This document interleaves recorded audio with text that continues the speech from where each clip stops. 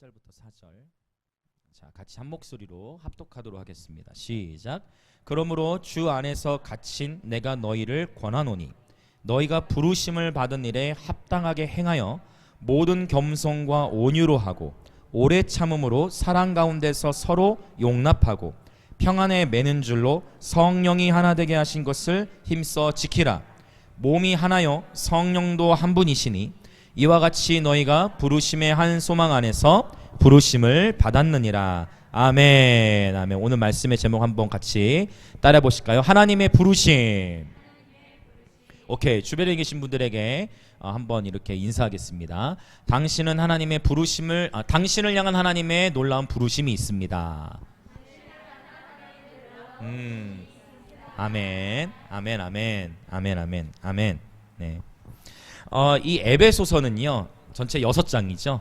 근데 에베소서의 큰 흐름을 보자면 1장부터 3장까지로 구분해요. 1장부터 3장이 한 챕터고 또 4장부터 6장까지 한 챕터예요. 그래서 1장부터 3장까지는 주로 신학적인 부분을 다뤄요. 우리가 그리스도 안에서 누구인지 이런 정체성, 교회의 본질, 이러한 신학적인 측면 또는 교리적인 측면이라고 할 수 있겠네요. 1장부터 3장. 이 흐름을 가지고 이제 에베소를 묵상해 보시면 참 흥미로워요. 그럼 1장부터 3장은 교리적인 부분, 신학적인 측면으로 정리를 한다면 4장부터 6장은 뭐냐면 구체적인 행동 지침이에요. 이제 그 건강한 신학을 가지고 내 삶에서 이제 어떻게 말씀을 살아낼 것인가. 그것이 이제 4장부터 6장이에요. 그래서 4, 5, 6장을 보면 특별히 뭐에 이제 말에 대한 거 나오죠. 부부 관계 나오죠. 그렇죠? 부자 간의 관계 나오죠. 가족 관계 나오죠. 영적 전투 나오죠. 이렇게 다 들어요. 네. 그래서 이 흐름이 에베소 3장까지를 우리는 지금 굉장히 오랜 시간에 걸쳐 탁탁 체계적으로 정리를 했어요. 그리고 이제 에베소서 4장부터 들어가고 또 이제 에베소 강해가 끝나면 그 다음에 또 신약의 다른 구절, 다른 한 책을 성경권을 가지고 강해 설교로 나아갈 거예요. 그래서 자 이제 4장부터 드디어 이제 실제적인 지침, 바로 우리가 어떻게 우리 삶에서 구체적으로 하나님 말씀을 살아낼 것인가에 대한 지침들이 이제 이어지는데, 자 4장 1절을 한번 보겠습니다. 4장 1절. 자 1절을 보면은요, 그러므로 주 안에서 갇힌 내가 너희를 권하니, 그러므로라는 것은 기본적으로 이제 앞에 문맥에서 쭉 설명한 내용을 가지고 이제 그러므로 하면서 이제 자신의 이제 논리를 전개 나가는 거잖아요. 그래서 에베소서 1장부터 3장 신학적인 측면이라고 했는데, 에베소서 1장에 보면 1장 3절에 찬송하리로다 하나님 곧 우리 주 예수 그리스도의 아버지께서 그리스도 안에서 하늘에 속한 신령한 복을 너에게 주시되, 그 하나님께서 그 복을 이미 우리에게 주셨다는 거예요. 창세전에 그리스도 안에서 너희를 택하사. 아멘. 그러니까 저와 여러분을 향한 하나님의 놀라운 부르심이 있는데, 창세전이니까 이 세상이 만들어지기 전부터 하나님께서 저와 여러분을 향한 놀라운 계획을 가지고 계셨다라는 것입니다. 이것이 건강한 신학이에요. 그렇죠? 그의 피로 말미암아 우리가 속량 곧 죄 사함을 받았죠. 네. 자, 이 기초, 그리고 이 에베소서 1장부터 3장까지의 계속해서 풍성함에 대해서 얘기하는데, 1장에서는 은혜의 풍성함, 그리고 영광의 풍성함, 그리고 하나가 더 있었으니 측량할 수 없는 그리스도의 풍성함. 와, 이런 에베소서는요, 이런 신학적으로 굉장히 이런 어떤 기름 부음이 넘치는 단어들이 다 들어있는 거예요. 너무 귀한 책이죠. 그래서 에베소서를 이해할 때 사도행전 19장, 사도행전 19장을 보시면 에베소적인 놀라운 붕이 터졌어요. 바울이 막 말씀을 전하고 지나가는 막 희한한 능력들이 나타나. 손수건만 던져도 거기서 그 손수건에 닿는 자마도 치유가 되고, 실제 거기서 죄를 회개하는 일들, 우상을 태워버리는 일들, 그렇죠? 실제적인 회개가 터지고 부흥이 터졌어요. 놀라운 부흥을 경험한 곳이 바로 에베소 교회라는 거예요. 그래서 우리가 지금 에베소를 보는 거예요. 네. 할렐루야. 네, 놀라운 곳이 에베소죠. 그런데 에베소 교회도 위기가 있어요, 없어요? 있어요. 그것이 바로 어디에 나와요? 요한계시록 2장. 네. 에베소의 교회를 향해. 그렇죠. 진리에도 바로 섰고 놀라운 권능을 경험했는데 뭐를 잃어버렸다? 첫사랑을 잃어버렸다. 그러니까 선줄로 생각할 때 넘어지는 거예요. 늘 부흥의 시즌이 올 때 더 깨어 있어야 되고 더 겸손해져야 되고, 이게 지금 성경 전체적인 흐름이에요. 특히 에베소 지역을 향한, 그래서 사도행전 19장의 에베소 지역을 향한 부흥의 스토리가 있다면 요한계시록 2장은 첫사랑을 회복해야 된다. 네, 깨어 있어야 한다라고 주님 권면하시는 거예요. 네. 그래서 우리가 하나님을 섬길 때 주님을 사랑하는 마음도 넘쳐야 하지만 하나님을 또한 경외하는 마음이 함께 있어야 하는 것이죠. 사실 예배를 깊이 들어가 보면 결국 주님과의 친밀함의 고백과 또 하나는 뭐예요? 거룩이에요. 그렇죠. 더 깊은 예배로 딱 들어가면 하나님과의 친밀함, 그리고 거룩. 거룩 존귀하신 주, 거룩하신 주님 앞에 서게 되는 것이죠. 네. 아멘. 그래서 우리의 양심이 청결한 양심이 되어 그분의 보좌 앞에 담대히 서게 될 때 더 자유가 넘치게 되어지고, 네, 아주 그 예배를 더 사모하게 되어지는 것이죠. 제가 늘 말씀드린 바울도 늘 정죄감과 싸워야 했어요. 왜? 바울이 이전 어떤 사람이에요? 예수 믿는 자들 죽이는 자였잖아요. 그래서 바울은 끊임없이 전쟁을 치르는 거예요. 내가 과거에 저 예수 믿는 자 수많은 을 죽였는데. 그러면서 바울이 로마서 8장에 고백하는 거예요. 자신의 삶에 먼저 적용이 됐을 거예요. 그 말씀들이. 그렇죠. 그리스도 예수 아닌 자에게는 결코 정죄함이 없나요? 자기를 향해 먼저 선포했을 거예요. 바울도 그 정죄감, 죄책감, 수치와의 치열한 영적 전쟁을 뚫고 나온 거예요. 자, 다시 이제 오늘 에베소 본문으로 돌아오면, 자, 이런 에베소의 흐름이 있어요. 자, 그러므로 주 안에서 갇힌 내가 너희를 권하노니. 자, 주 안에서 갇혔대. 여기서 갇혔다라는 표현은 영적으로만 갇힌 게 아니라 실제로 감옥에 갇혀 있어요. 맞죠? AD 60에서 AD 62년 사이에 바울이 로마에 감금되어 있을 때에 이 에베소를 기록하였을 것으로 많은 신학자들이 마음에 모아집니다. 그래서 이것을 우리가 옥중서신이라고 하죠. 성경에 이 신학에서 옥중서신이 뭐가 있을까요? 에베소서, 빌립보, 골로새, 하나 더 있어요. 빌레몬서가 있어요. 네. 그래서 이 네 개의 서신을 옥중서신이라고 해요. 바울이 감옥 안에 갇혀 있을 때 이 말씀을 기록한 거예요. 근데 보니까 다른 성의 뭐 고린도전서, 로마서 이런 말씀들 다 너무 좋은데 오히려 이 감옥에 있을 때 다 너무 귀한 말씀들이 이 감옥에 있을 때 에베소서, 빌립보, 골로새를 보면요, 굉장히 말씀 선포 자체에도 강력한 기름 부음이 있어요. 용어 하나하나 자체의 기름 부음이 특별해요. 다른 고린도전서나 고린도전서나 고린도후서 막 이런 거는 그 교회 시대적인 상황이나 문맥 이야기를 많이 하거든요. 이해되시죠? 교회 이야기를 많이 넣어가는데 그냥 에베소서, 빌립보, 골로새는 그냥 마치 하나님의 말씀으로 막 말씀의 망치 막 팍팍팍 막 이렇게 부수면서 나아가듯이 이 말씀을 1장부터 쭉 보고 나아가면 말씀 선포 자체도 기름 부음이 넘쳐요. 물론 모든 말씀이 다 기름 부음으로 충만하지만, 그래서 이 에베소서, 자, 주 안에서 갇힌 내가 너희를 권하노니. 바울이 지금 어디에 있다고요? 감옥에 있어요. 그럼에도 불구하고 바울은 성령에 충만한 상태에서 이 기도를 선포하고 있는 것입니다. 여러분, 감옥이 바울을 육신적으로는 가뒀죠. 그러나 이 감옥이 바울의 영을 가둘 수는 없었어요. 와, 감옥이 바울의 영을 가둘 수는 없었어요. 감옥이 바울의 소리도 가둘 수가 없었습니다. 이 감옥이 바울의 육신은 가뒀지만 바울의 소리도 가둘 수 없었고 바울의 영을 가둘 수가 없었던 거예요. 할렐루야. 육신은 갇혔지만 그의 영과 그의 기도는 전혀 갇히질 않았어요. 예. 여러분, 저와 여러분의 삶이 반대로 되면 안 됩니다. 저와 여러분의 육신은 자유하고 우리는 모든 것이 자유, 우리 육신은 자유한데 우리 영이 묶이면 안 됩니다. 우리 육신은 자유한데 우리의 소리가 묶이면 안 돼요. 아멘. 예. 아멘. 예. 반대로 되면 안 되는 거예요. 그래서 우리는 어떻게 해요? 계속해서 기도를 뚫고 나가야 돼요. 여러분, 우리 영이 갇힌다는 게 뭐예요? 영이 갇히기 시작하면 혼도 갇혀요. 그럼 어떻게 되냐? 중독 현상이 일어나요. 중독. 여러분, 우리나라의 중독자들이 얼마나 많은지 아세요?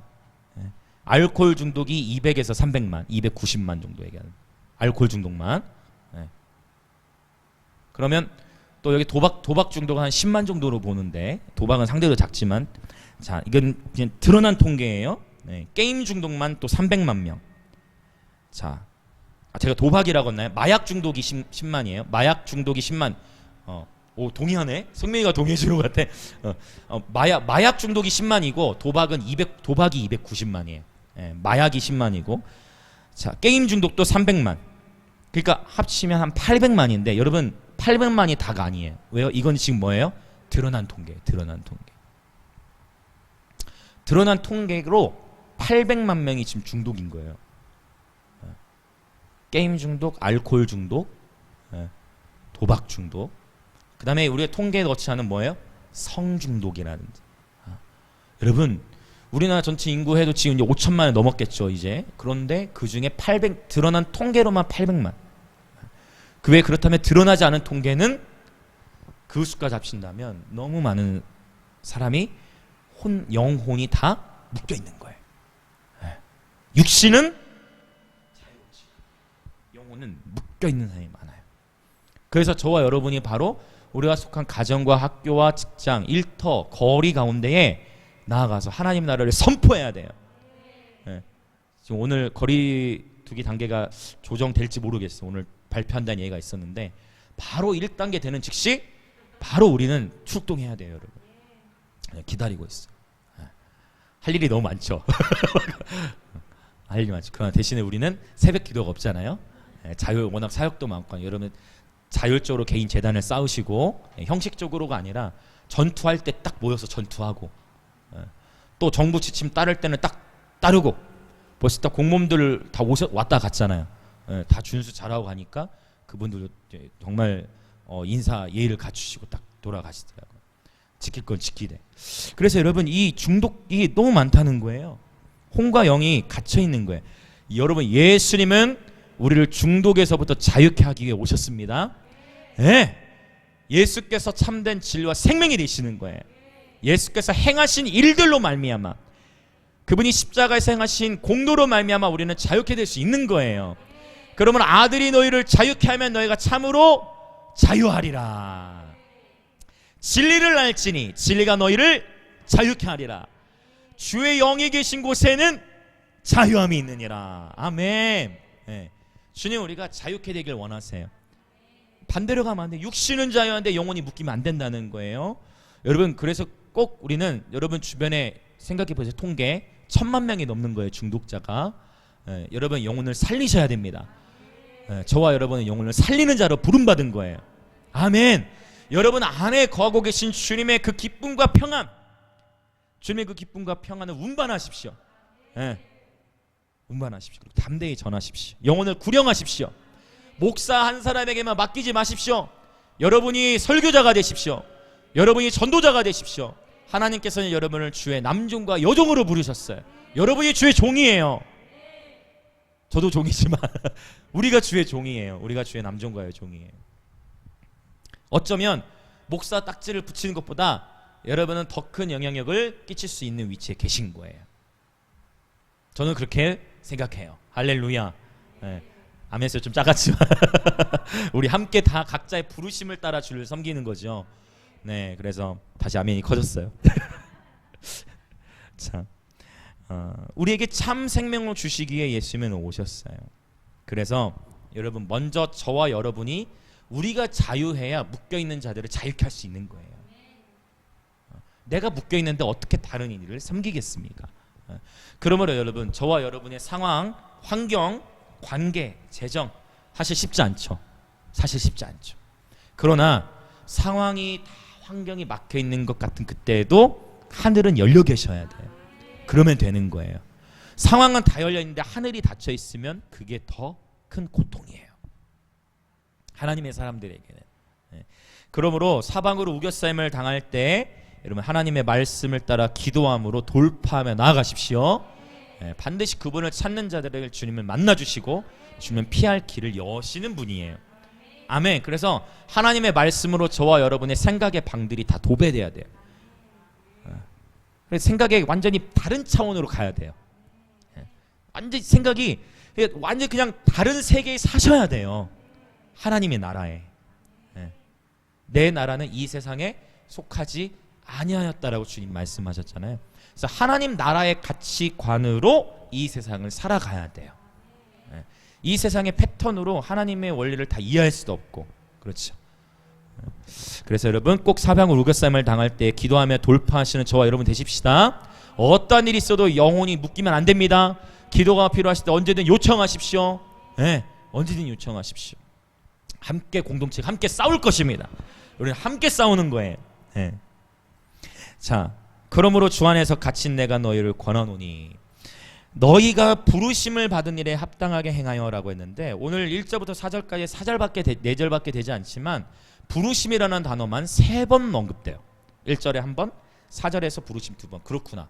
부르심이라는 말이 지금 이 4절 안에서 3번이나 언급되고 있는데 여러분 도대체 부르심이 뭡니까? 부르심이 도대체 무슨 의미예요? 여러분은 부르심을 어떻게 정의하고 계십니까? 우리가 부르심을 받았대. 부르심이 뭐예요? 여러분 말씀해 주시죠. 부르심이 뭡니까? 다 이미 알고 계실 건데 정리를 하는 거예요. 부르심이 뭐예요? 그렇죠? 너희가 부르심 받은 대로 땅에 가래. 우리가 그렇게 하나님 당신에 대한 부르심이 있습니다. 근데 부르심이 뭐예요?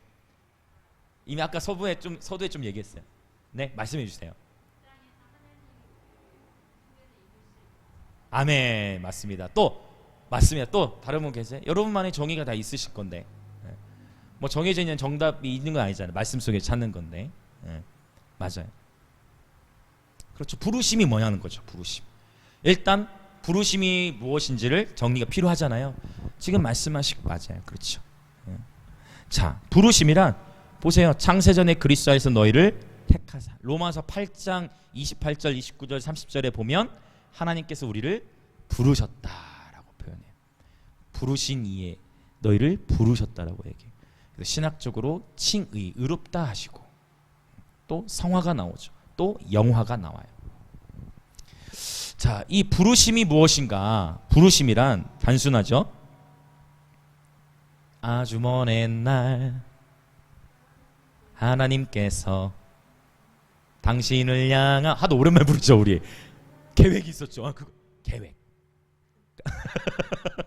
오랜만에 불렀더니 막 단어가 이게 안 나와. 바로 이 부르심이란 자, 좀 더 성경을 설명하면서 봅시다. 하나님께서 아브라함을 택하셔서 그를 부르셨어요.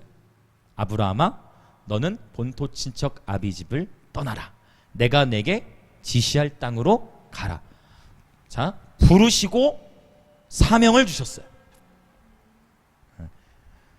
부르시고 택하셔서 부르시고 사명을 주세요. 자, 모세 볼까요? 모세는 어땠어요? 바로 왕궁에서 있었죠. 그 모든 보호하심이 다 하나님의 섭리였죠. 네, 그 가운데에서 모세에게 어느 날 하나님께서 모세를 택하셔서 뭐 하셨어요? 부르셨어요. 모세야, 모세야. 부르시고 뭐를 주세요? 사명을 주세요. 부르심과 사명을 조금 더 구분할 수가 있겠죠. 부르시고서 구체적인 지시사항, 사명을 주신 거예요. 내가 너를 지명하여, 이거 노래도 있네. 내가 너를 지명하여 불렀나니 너는 내 것이야. 거기서 내가 너를 지명하여 불렀다. 불렀다. 그래서 콜링이잖아요. 콜링. 부르심을 영어로 콜링이라고 할 수가 있죠. 하나님 부르신 거예요. 단순해 하실 원래는 하나님이 택하시고 부르셨다. 부르심. 하나님께서 하나님의 특정한 목적을 가지고 어떤 한 사람을 구별하여 부르셨다라고 하죠. 목적을 가지고 부르신 거예요. 저와 여러분을 향한 하나님의 목적이 있다는 거예요. 창세 전에 우리 저와 여러분을 향한 하나님의 특별한 목적을 가지고 우리를 만드셨어요. 하나님의 부르심이 있어요. 모세를 부르셔서 모세로 하여금 모세야, 네가 이 백성을 출애굽시켜야 한다. 사명을 주시죠. 또 하나님 여호수아를 부르시죠. 여호수아야, 너는 마음을 강하게 하고 담대히 해라. 그렇죠? 여호수아를 통해 가나안 땅 이스라엘에서 들어가게 하시죠. 하나님은 이렇게 사람을 부르셔서 그에게 사명을 주세요. 네. 그렇다면 저와 여러분을 향해서도 하나님은 부르심을 갖고 계신데, 그렇죠? 우리를 인생을 부르시는데 저와 여러분의 인생을 하나님의 부르심을 알아야 되겠죠. 네. 어떠세요? 저와 여러분 어떠십니까? 여러분 인생을 향한 하나님의 부르심을 다 알고 계십니까? 어떠십니까? 우리가 100% 다 알 수 없어요. 그러나 기도해야 돼요. 그것이 바로 에베소서 1장의 기도잖아요.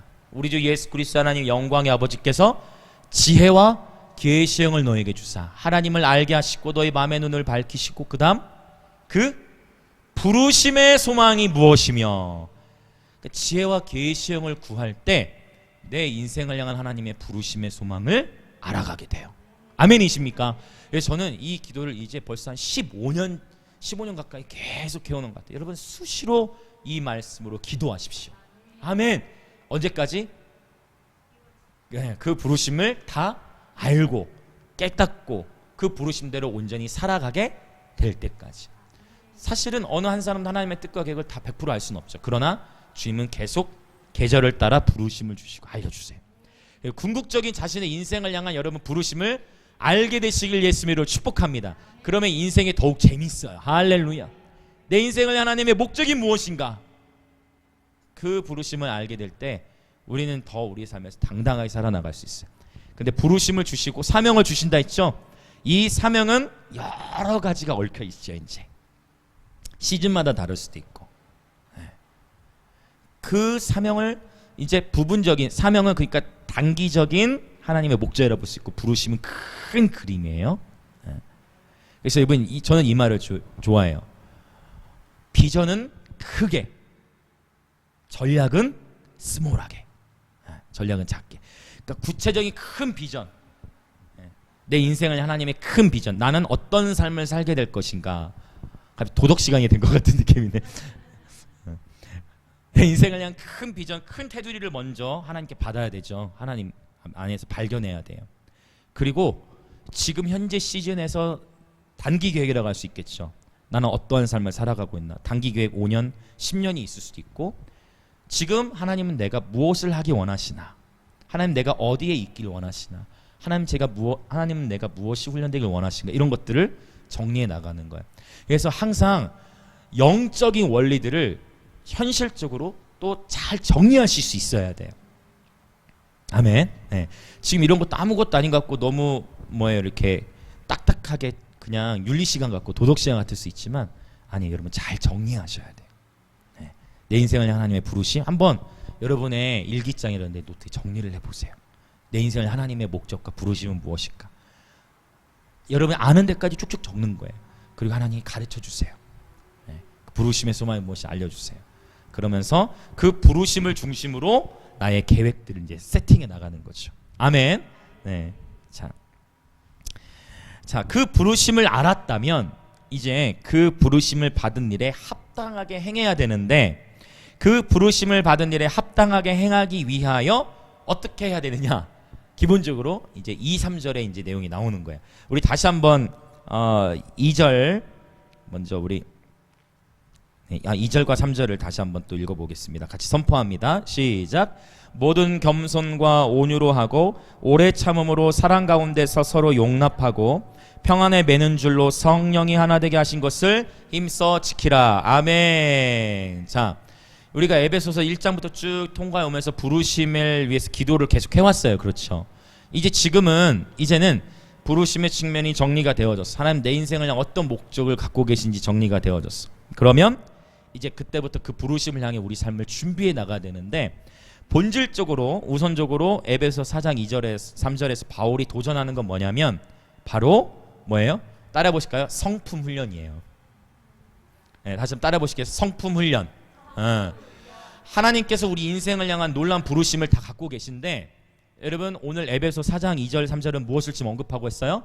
성품의 훈련을 말씀하는 거예요. 맞죠? 부르심에 합당하게 행하기 위하여 너희가 어떻게 된다? 먼저 겸손, 그 다음 온유, 그 다음 오래 참음, 그 다음 그렇죠, 사랑 가운데서 서로 용납. 이것은 학자마다 이제 분리하는 게 달라요. 어떤 분은 사랑 또 용납 이렇게 나누기도 하고, 어떤 분은 그냥 사랑 가운데서 용납 하나로 묶기도 하고, 조사가 어떻게 연결되느냐에 따라 조금씩 다르지, 그러나 본질적 의미는 이해되시죠? 자, 겸손, 온유, 오래 참음, 사랑 가운데서 서로 뭐하라? 용납. 서로 용납하는 게 뭐예요? 존중하고 배려하고, 맞나요? 단 주의 사랑 안에서, 또 진리 안에서. 그렇죠? 그 다음에 3절엔 뭐예요? 평안까지 나오는 거예요. 자, 겸손, 온유, 오래 참음, 사랑 가운데서 용납, 그리고 평안이에요. 자, 결국은 하나님께서 저와 여러분 향해 놀라운 부르심을 하나님 이미 주셨는데 내가 성품적으로 준비가 되지 못하면 그래도 하나님은 이루실 거야. 어떻게든 그분은 하세요. 그런데 어떻게 돼요? 더디거나 하나님은 이미 더 전진하길 원하시는데 여기에서 이제 신학적으로 이제 칼빈주의와 알미니안주의가 조금 의견이 다를 수 있어요. 그러나 제가 보니까 칼빈주의를 지지하는 성경 구들도 많아. 알미니안주의를 지지하는 구들도 많아요. 오늘 본문도 알미니안주의를 지지하는 구절이에요. 왜? 3절 끝에 봤더니 성령이 하나 되게 하신 것을 어떻게 하라? 힘써 지키래요. 힘써 지키래. 요 힘쓰다라는 단어는요, 스포타조라는 단어예요. 지금 분사로 쓰인 게 스포타조라는 단어는 뭐냐면 열심히, 부지런히 하나님의 주권을 인정하되 우리가 해야 될 영역이 있는 거예요. 물론 우리의 어떠함과 상관없이 하나님은 부르시고 그를 이루실 수 있는 분이지만 하나님의 우리가 다 할 수 없죠. 하나님 행하심을. 그러나 저는 이 두 가지 신학을 여러분 같이 추구해야 된다고 믿어요. 어느 하나만이 옳은 게 아니라, 그래서 하나님의 절대 주권을 인정하되 하나님이 우리 인생을 향한 부르심이 있는데 그 부르심을 이루는 삶을 살아가는 데 있어서 단순하면 돼요. 단순하면.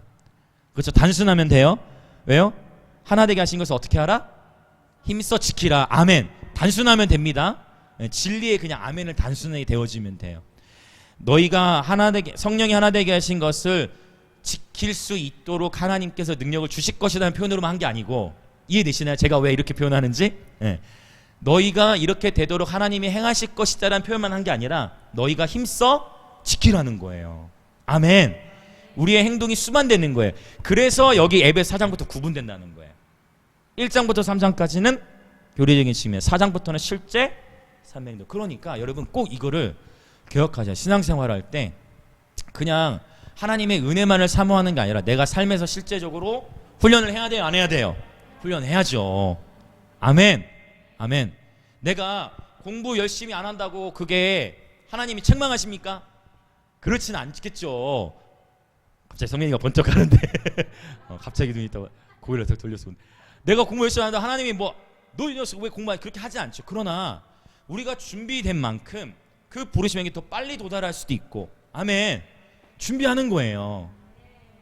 그렇죠? 네. 내가 열심히 기도 안 한다고 구원이 취소되나요? 그렇지 않잖아요.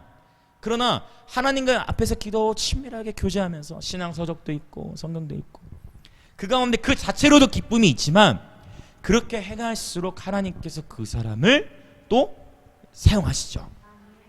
네. 저와 여러분이 5년 뒤 10년 뒤 모습을 다 알지 못하잖아요. 그러니까 우리는 그렇다고, 그래서 여러분 예언에 대해서도 어떤 한 사람을 향해 예언이 선포될 때, 자 여러분 다윗 볼까요? 사무엘 선지자가 다윗에 기름 부었죠. 당대 이스라엘 최고의 선지자가 너는 이제 왕이 될 거야. 그때 다윗이 우쭐해가지고 아 이제 나 왕이 된다 하고 그날부터 양도 안 돌보고 바로 집에 가서 자빠져 자고 했나요? 여전히 뭐 했어요? 자기를 부르신 자리에 가서 양을 돌보는 거예요. 아멘. 네. 하나님 왕이 될 거야 예언 들었다고 다윗이 그날부터 내 인생을 향한 하나님의 목적, 이스라엘 당대 최고 선지자가 와가지고 이스라엘 최고의 선지자가 와가지고 예언을 했어. 이제 나는 왕이 되겠지 하고 가만히 있거나, 나는 성품 훈련도 하지 않고 가만히 있거나, 그렇다고 되는 게 아니에요. 훈련을 해야 돼요. 물론 하나님은 그 훈련의 장에 우리를 넣으세요. 내가 자꾸 빼잖아? 그럼 하나님께서 예측할 수 없는 환경 가운데 밀어 넣으시기도 해. 하나님은 왜? 우리를 너무 사랑하시니까. 그러니까 마태복음에도 그런 말씀이 있어요. 바위가 돌 위에 떨어지면 그 돌은 가루가 돼버려. 그렇죠? 근데 돌이 바위에 부딪히면 돌이 그냥 깨져요. 예수님이 하신 말씀 중에 마태복음에 그런 말씀이 있는데, 그게 뭐냐면, 그러니까 빨리빨리 순종하고 내가 주 앞에 내 자를 꺾어야지. 안 그러면 나중에 더 힘들어요. 고난이 와야 알게 된다니까. 안 그러면. 벌써 나이미도 금요일날 고난을 한번 겪었거든. 하은이한테 퍽 하나 맞아 코피 탁 터지더니 엄마가 기도했더니 코피 안 멈추다가 기도했더니 코피가 멎은 거야. 바로 그 엄마 손잡고 막 뛰고 예배하더라고. 오늘 또 운주지승하고 열심히 하고 손잡고 같이 막 뛰면서 예배하더라고. 고난, 그러니까 이거예요. 맞고 깨달으실래요? 안 맞고 빨리 깨달으실래요? 이거예요.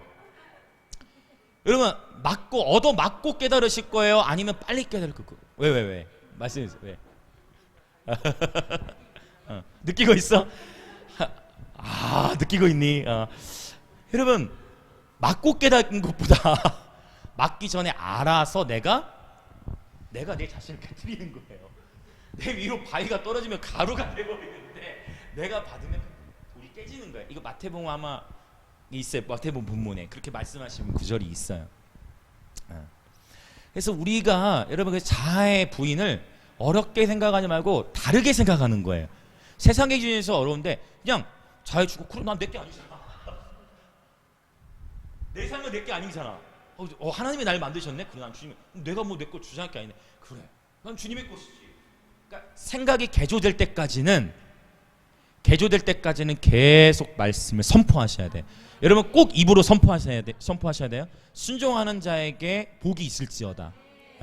귀는 자는 성령께 교회되라 하신 말씀을 들을지어다. 여러분 제가 아무리 여러분에게 도전하고 소리 내야 된다 한데 여러분이 소리 안 내. 그럼 뭐 내가 어떻게 할 수가 없어요. 저도. 그러나 하나님은 하실 거예요. 여러분이 소리 안 내도 하나님은 물론 끝까지 제가 말했죠. 하나님은 어떻게 그분의 사랑을 추적해와. 내가 어디를 숨어도 그게 시편 139편 부르심 받는데 내가 어디 꽁꽁 음부에 심지어 날개를 펼지라도 거기서도 주의 손이 나를 끌어올리시네.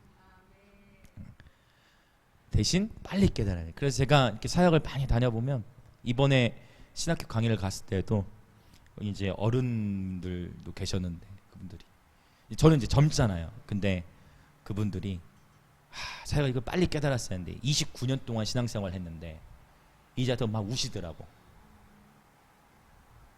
강의를 들으면서 이분 깨닫게 되는 것이 복이에요. 인생 한 번뿐이야. 많이 살아야 36,500일. 그러면 한 번뿐이 인생이에요. 하나님께 어차피 여러분이 하나님을 벗어나라 해도 여러분 하나님 손에 있기 때문에 할렐루야. 이 자리에 계신 모든 분들 축복하면 여러분은 하나님 손에 있어요. 그러니까 여러분 빨리 그냥 여러분 스스로를 포기하세요. 그게 더 빨라요, 여러분. 그게 더 빨라요.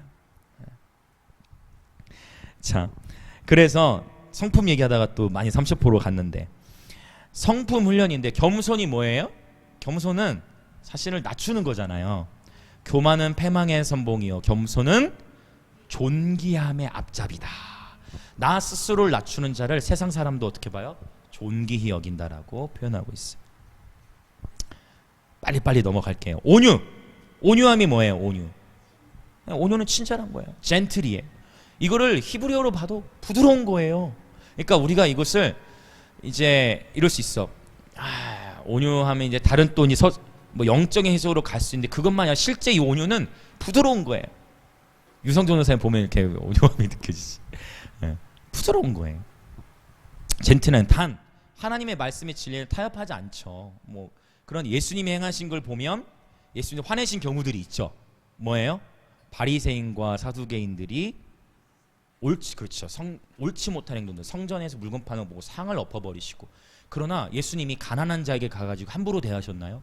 예수님은 세리와 죄인들의 친구였어요. 그래서 이 겸손과 온유의 성품을 이해할 때 제가 늘 얘기하는 거지만 여러분 강한 자에게 담대히 서십시오. 약한 자에게 약하게 대하셔야 돼요.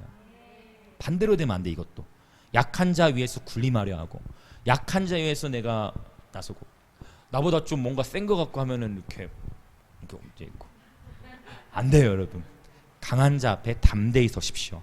여러분 앞에 왕들이 온다 하면 그렇죠? 세상적으로 탁월한 지위에 있는 사람이 온다 할지라도 여러분 담대히 서세요. 때에 따라 하나님의 말씀을 주시면 그 말씀을 여러분 나누셔야 될 수도 있잖아요. 담대히 서세요. 약자 앞에서는 약한 모습으로 거하세요. 그것이 겸손과 온유한 모습이에요. 이 온유는 부드러운 거예요. 그래서 여러분 다시 권면드립니다. 까칠한 사람이 되지 말고 온유한 사람이 되십시오. 주변에 계신 분들 한번 이렇게 선포하십시다. 눈 마주 보시고 부드러운 눈빛으로 까칠한 사람이 되지 말고 온유한 사람이 됩시다.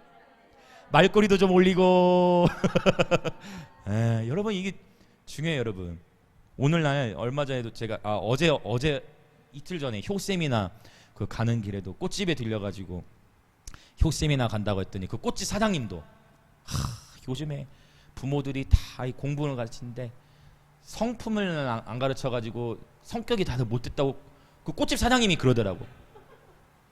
꽃집 사장님이. 예. 그래서 여러분 이 성품에 대한 측면들 제가 우리 예배팀들에게도 늘 가르쳤어요.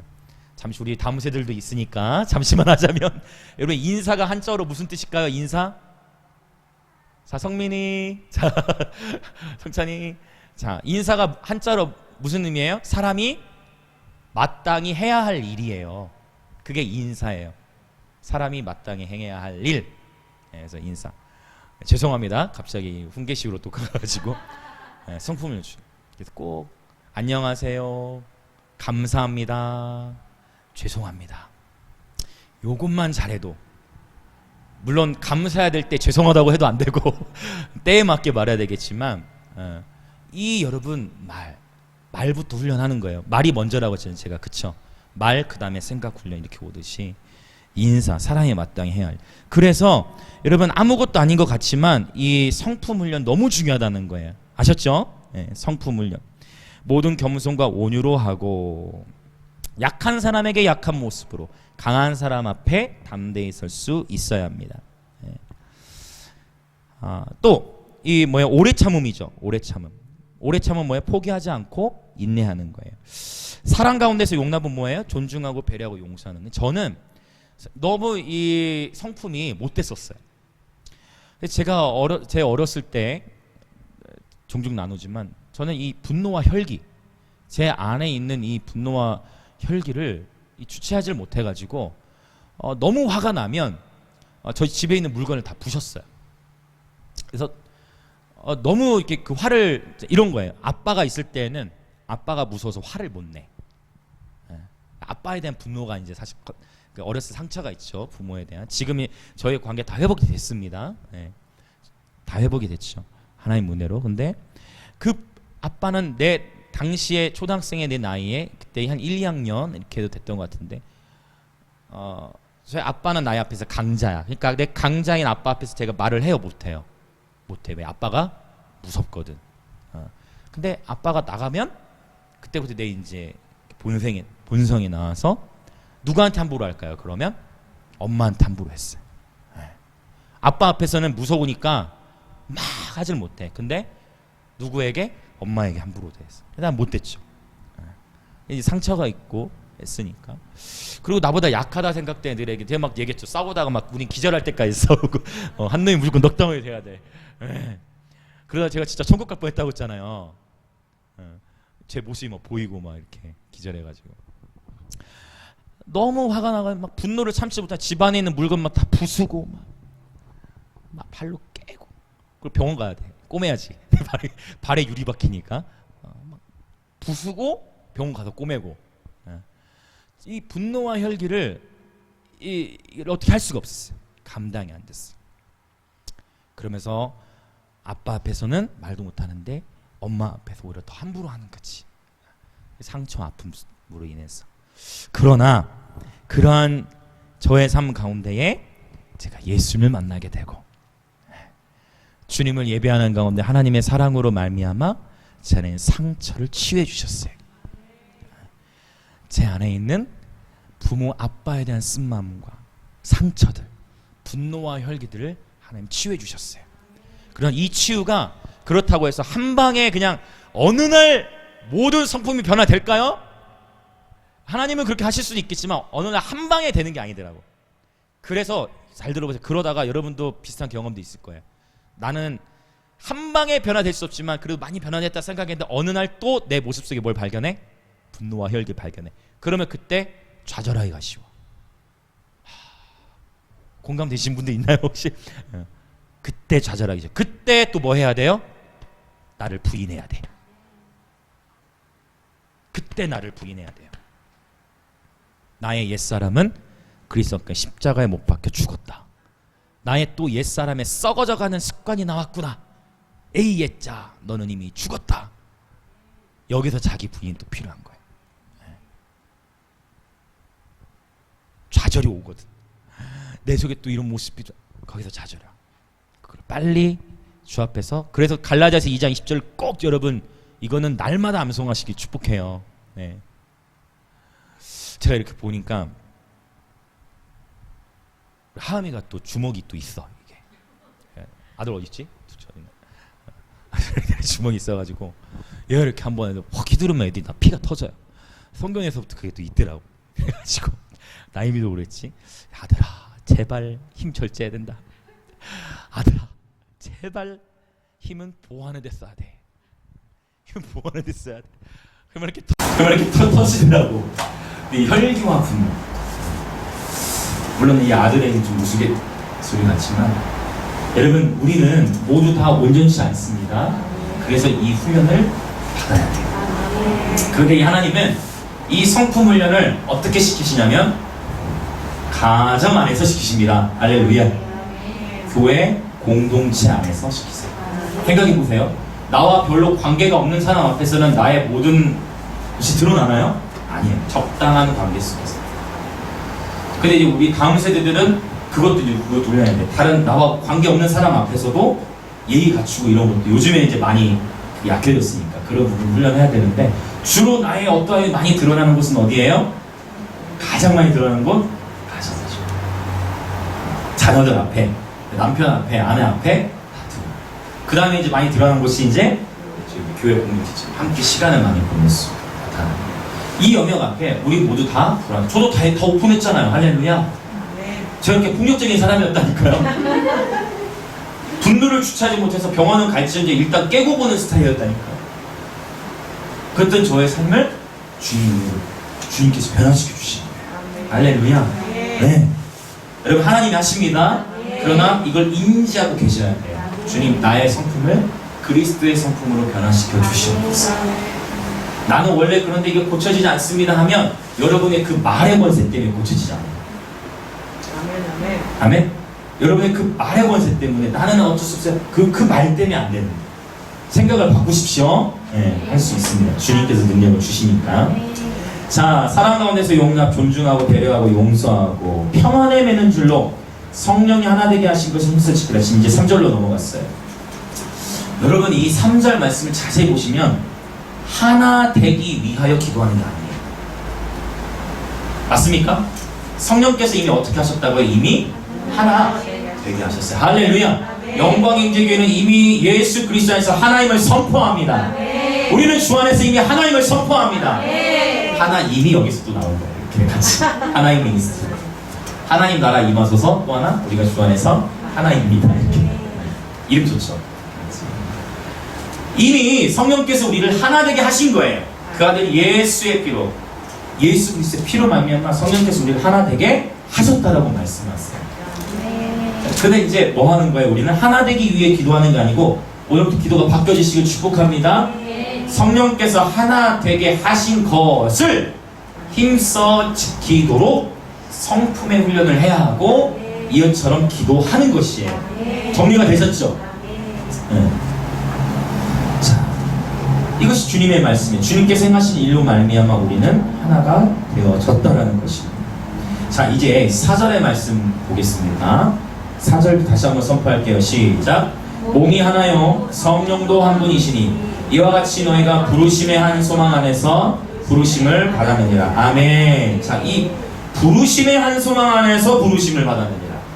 부르심의 한 소망 안에서 부르심을 받았느니라. 부르심이 두 번 쓰였는데 후자는 개인적 부르심이고 부르심의 한 소망이라는 것은 공동체적인 부르심이에요. 각 개인을 향한 하나님의 부르심이 있다는 거예요. 각 개인을 향한 하나님의 부르심이 있고 또한 뭐예요? 공동체적인 부르심이 있는 거예요. 영광의 임재교회를 향한 하나님의 부르심이 있는 거예요. 영광 임재교회를 향한 부르심은 크게 두 기둥이 있어요. 예배와 선교. 이 두 기둥 안에서 이제 7가지 핵심 가치도 나눠주고 약속의 말씀들도 있고 그래요. 그래서 다음 주에는 아마 다음 주나 다다음 주 제가 기도하면서 저희 영광의 임재교회의 비전에 대해서 부르심에 대한 얘기가 나왔습니다. 영광 임재교회 부르심에 대해서 말씀 안에서 정리하고 기도하는 시간을 가지면 좋을 것 같다는 생각이 들어요. 개인을 향한 부르심이 있고 공동체를 향한 부르심이 있고 도시를 향한 부르심이 있고 나라를 향한 부르심이 있고 부르심이 이렇게 다 다른 것이죠. 네. 온 인류를 향한 부르심이 있다면 그것은 하나님의 백성으로 부르시는 거죠. 자, 이렇게 연결이 되는데 공동체에 부르십니다.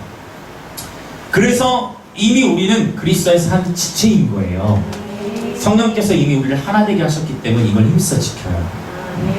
그래서 우리 지체 안에서 누군가 아픈 지체가 있으면 그 지체를 위해 기도해요. 제가 우리 그 황기사님이랑 무지사님 댁에 오셔서 대화 나눴는데, 황기사님, 무지사 오시기 전에 보민이 아버지가 왔다 가셨거든요. 근데 황기사님하고 얘기를 나누고 보민이 아버지 얘기해서 눈물이 나오더라고요. 그 보민이 아버지가 저희 집에 이렇게 방문하셔서 아이들 막 용돈도 만 원씩 주시고 하는 모습 보고 너무 이렇게 감명이 깊었어요. 돈 때문이 아니라 보민이 아버지와의 관계 안에서 그동안 우리가 함께 해온 그 기도하고 서로 신뢰관계에 있으니까, 그래서 너무 마음이 뭉클한 거예요. 이미 한 지체로 저도 품었고 늘 보민이 아버지를 위해서 기도하고 하는 가운데에 보민이가 한 주만 안 보여도 좀 이상해. 보민이 한 주만 안 보여도 그래서 막 생각이 나고. 근데 보민이 요새 목소리 들으면 목소리가 좀 변했어요. 보면 너 목소리 좀 변한 것 같다? 아, 목사님 제가 변성긴 것 같아요. 자기 수를 이렇게 알더라고. 네, 자기 수를 이렇게 알더라고. 네, 이렇게 기쁨을 누리는 거죠. 또 얼마 전에 이제 저희 나임이가 이제 생일이었어요. 저희 나임이도 이제 6일이 생일이었죠. 그때 그 생일 맞아가지고 또 철진이가 이제 애들 데리고 한 4시간 정도를 4-5시간 정도를 애들 데리고 이렇게 있어줬어. 애들하고 시간을 보냈어. 그러면서 가족이죠. 그러고서 또 이제 철진이 집에 가가지고 기습한 거예요. 기습. 제가 기습을 하니까 좀 미안하죠. 기습하면 이제 그 기습해가지고 같이 이제 즐겁게 또 놀기도 하고 설거지도 이렇게 쌓여있길래 저도 제가 그걸 즐겁게 그래서 정리하고 하는데 마음이 기쁜 거예요.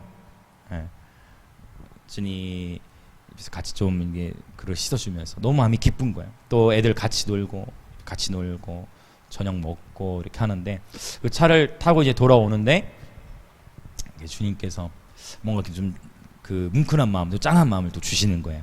아, 철진이 참 여기서 이렇게 지내면 또 고생이 많았겠다라는 생각이 들고 하는데 아내도 또 그런 마음들을 이렇게 나눠주고 하면서 참 어제 아주 좋았던 시간이 있었어요. 그러면서 여러분, 이게 교회예요. 이것이 교회예요. 우리가 함께 서로를 위해 기도하고 서로 함께 시간을 보내고 때를 따라서 기도가 필요할 때는 함께 기도하고 즐거운 일이 있을 때는 함께 모이고 함께 축제하고, 물론 우리가 코로나로 인해 정부 지침 후에 교회 안에서 음식을 다 같이 먹는 거는 할 수 없지만 오히려 이와 같은 때에 서로 뜨겁게 사랑하는 거예요. 서로를 존귀 여기는 거예요. 아멘. 존귀 여기다 보면 그 지체가 더욱 사랑스러워 보여요. 우리 공동체 모든 지체들을 주 예수 그리스도로 축복합니다. 만약 주의 몸된 교회가, 우리의 머리는 누구세요? 예수님이시죠. 예수님께 바르게 연결되어 있으면 내 발가락이 아프잖아요. 발가락이 아프면 우리 몸이 전체가 통증을 느끼는 거예요. 그런데 머리신 주님과 머리가 없으면 이거 괴물이죠. 머리가 없으면 괴물인데 머리가 없다면 발에 통증이 있어도 그걸 몸에 다른 지체가 느낄 수 있을까요? 못 느껴요. 여기에 주님의 비유의 비밀이 있어요. 머리신 주님과 연결되지 않는 공동체는 위험하죠. 말이 안 되죠. 사실은 다른 지체의 아픔을 느낄 수 없다면 어쩌면 그것은 머리와 제대로 연결되지 않은 교회일 수 있게 우리도 늘 겸손히 깨어 있어야 됩니다. 머리이신 주님과 바르게 연결되어 있는 교회라면 내 손가락 하나 발가락 하나 가장 귀중한, 연약하지만 가장 귀중한 지체들이라 했죠. 다른 어떤 부위에 통증이 있을 때 그 몸이 함께 그거를 느끼는 거예요. 함께 기도하는 것이죠. 그래서 여러분도 언제든지 기도지 급할 때는 뭐 교회 방에도 올리셔도 돼요. 이게 왜 급할 때 있잖아요. 그런 탁탁 올리시고 같이 막 기도하고 함께 격려하고 함께 기도하고 함께 싸워 나가는 것입니다. 이것이 공동체죠. 성령께서 하나 되게 하신 것을 힘써 지키는 거예요. 부르심의 한 소망, 영광의 임재의 교회를 향한 하나님의 부르심이 있어요. 다음 주나 다다음 주에 이제 그 부분을 구체적으로 나누고 또 기도하는 시간을 갖도록 할게요. 자, 이제 우리 말씀 한 구절 같이 보고 이제 기도하도록 하겠습니다. 베드로전서 4장 7절과 8절입니다. 말씀 보고 같이 기도합시다. 베드로전서 4장 7절부터 9절, 4절부터 10절까지, 7절부터 10절까지. 베드로전서 4장 7절부터 10절. 자, 우리 같이 한 목소리 힘있게 선포하고 오늘 선포된 말씀 붙들고 좀 기도하도록 하겠습니다. 자, 시작. 만물의 마지막이 가까이 왔으니 그러므로 너희는 정신을 차리고 근신하여 기도하라. 무엇보다도 뜨겁게 서로 사랑할지니 사랑은 허다한 죄를 덮느니라. 서로 대접하기를 원망 없이 하고 각각 은사를 받은 대로 하나님의 여러 가지 은혜를 맡은 선한 청지기 같이 서로 봉사하라. 아멘. 하나님이 이렇게 해주시기를 기다리는 것만이 아니라 우리가 삶에서 이러한 말씀을 붙들고 계속 선포하고 말씀을 생각할수록 이 말씀을 살아낼 수 있게 되는 것입니다. 그래서 이 시간 기도합시다. 우리는 부르심을 받은 자들이에요. 여러분, 먼저 말씀의 스토리를 붙들고 처음부터 기도해 나가볼까요? 여러분, 오늘날 중독이 너무 많아요. 육신은 자유로운데 영혼이 묶여있는 지체들이 너무 많아요. 세상 속에 우리는 반대로 돼야 됩니다. 실제 코로나로 인해 상황과 환경, 재정은 묶여있을 수 있어요. 그러나 저와 여러분의 영혼은 그리스도 안에서 자유하시길 예수님으로 축복합니다. 그리고 묶여있는 자들을 찾아가 저와 여러분이 자유케 해야 돼요. 그들과 그냥 내가 뭘 하려고 하지 않아도 저와 여러분 안에 있는 그리스도의 생명이, 저와 여러분 안에 그리스도의 생명이 흐른다면 그냥 우리가 함께 해주는 것만으로도 그 생명은 흘러가게 될 것이에요. 중요한 것은 내 안에 그리스도의 생명이 넘쳐나는 것입니다.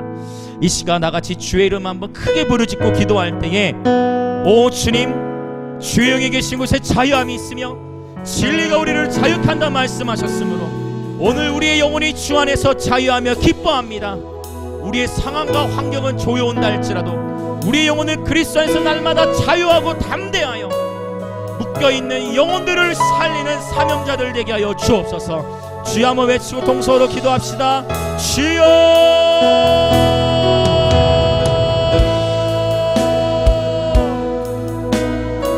아멘, 아멘, 아멘. 주님, 그렇습니다.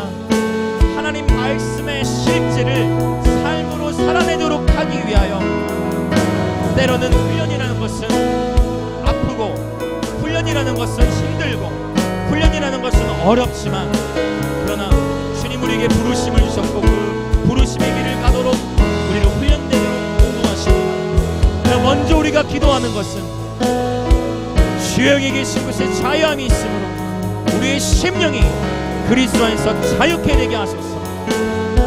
이 시간 예수 그리스도로 선포하노니 모든 중독으로 끊어질지어다.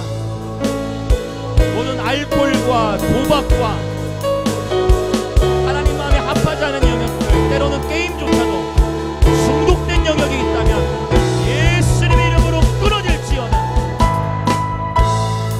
모든 중독으로부터 자유케 될지어다. 주님께서 우리를 자유케 하시니 아들이 우리를 자유케 하며 우리가 참으로 자유하리라.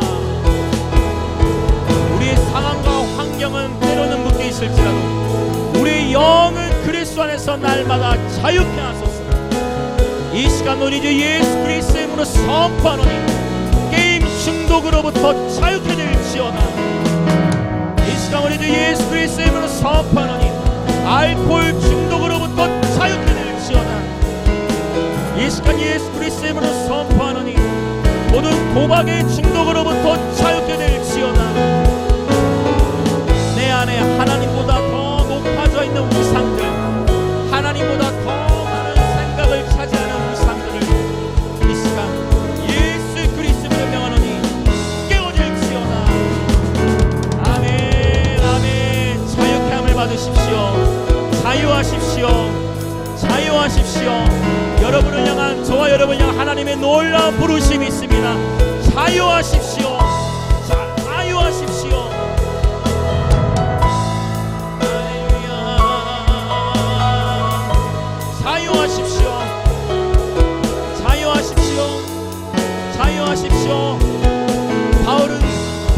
목에서도 선언합니다. 기뻐하라, 기뻐하라. 내가 다시 말하노니 기뻐하라. 아멘. 주님 감사합니다. 계속해서 기도하며 나아갈 때에 사실 이 성품의 훈련이라는 것은 하루아침에 되지 않습니다. 그러나 뒤를 돌아보면 변화되어져 있는 모습을 볼 수 있어요. 저도 오늘 나눴죠. 저의 이 혈기와 분노, 이 폭력을 제어할 수가 없었어요. 저의 입술의 이 부정함을 통제할 수가 없었어요. 그러나 여러분 기도하시고 예배하면서 주님의 사랑이 우리 안에 분노를 제하세요. 주님의 크신 사랑이 우리를 덮으세요. 때로는 주님의 직접적으로 사랑을 보시기도 하고, 오늘 베드로 4장 8절에도 말하듯이 무엇보다도 뜨겁게 서로 사랑할지니 공동체 안에 하나님의 사랑이 덮여지면서 우리가 서로를 사랑할 때 그 사랑을 통해 공동체 안에서 우리의 성품이 변화되어져 가요. 하나님의 공동체를 통해서 우리를 서로 하나 되게 하시고, 이미 하나 되게 하신 것을 성품이 부르심대로 되어질 수 있도록 인도하시는 겁니다. 이 시간 기도할 때 성령님 도와주십시오. 나의 힘으로는 안 됩니다. 성령님, 그러나 이 말씀을 믿습니다. 이 말씀을 신뢰합니다. 우리 안에 그리스도의 성품이 나타나게 하여 주옵소서. 우리의 말에 그리스도의 사랑이 풀어지게 하소서. 우리의 모든 겸손과 온유로 하고 오래 참음 가운데에서, 사랑 가운데서 서로 용납할 수 있도록 주님 우리를 변화시켜 주십시오. 성령의 능력으로 말미암아 우리를 변화시켜 주십시오. 그렇게 주여 한번 외치고 기도하십시다. 주여.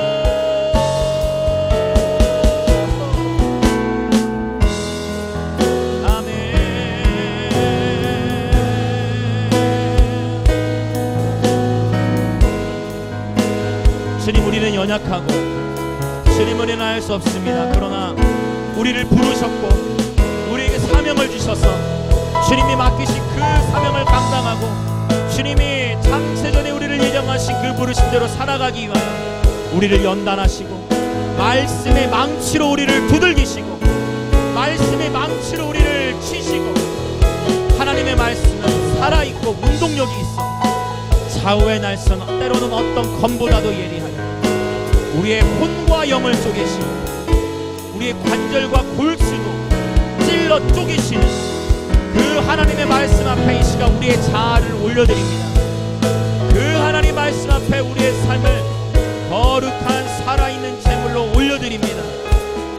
하나님의 말씀으로 수술하여 주옵소서. 하나님의 말씀으로 우리를 수술하여 주시니 감사합니다. 아프기도 하고 피 흘림도 있겠으나 주님이 우리를 연단하시는 이 연단을 기쁨으로 통과할 수 있도록 주님의 사랑으로 붙들어 주옵소서. 환난은 인내를 낳고 인내는 연단 즉 성품을 낳는다 말씀하셨사오니 주님의 사랑을 의지하며 나아갑니다. 오 주님, 주께서 사용하시기에 합당한 깨끗하고 정직하고 진실한 그릇으로 준비되게 하여 주옵소서. 우리의 입술을 훈련하게 하소서. 우리의 성품을 그리스도의 성품처럼 성령이 변화시켜 주시옵소서. 이는 능력이 심히 금이 주님께 있사오니 주여 우리를 붙들어 주옵소서. 연약한 우리 심령이 이 시간 주의 얼굴을 구하고 기도하오니 은혜 위에 은혜를 부어 주옵소서. 은혜 위에 은혜를 베풀어 주시옵소서.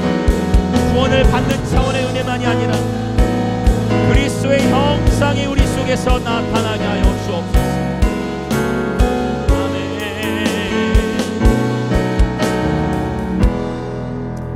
한 번 더 기도할 때 만물의 마지막이 가까웠다고 성경은 말씀하는데 정신을 차리고 근신하여 기도하라고 말씀하십니다.